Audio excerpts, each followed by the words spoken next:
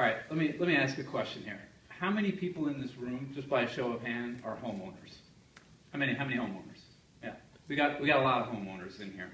So my number one priority would be to stabilize the housing market.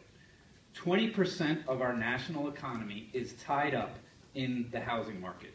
We just went through the Great Recession, right? During the Great Recession and the years after, my home value went down and up $100,000.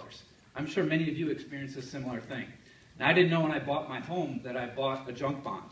You know, I thought I was buying into something that was going to provide equity and it would be a solid investment. So we need to make changes to ensure that we don't go through another Great Recession. What are the changes I would make? We've got Fannie Mae and Freddie Mac. They are the GSEs.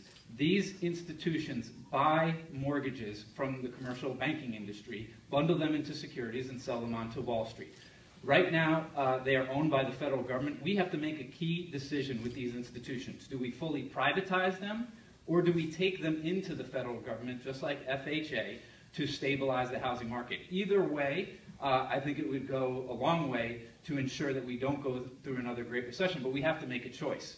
And it needs that, you know, home ownership is not a Democratic issue or a Republican issue, right? Republicans own homes too, and I think everybody would benefit from a stabilized housing market.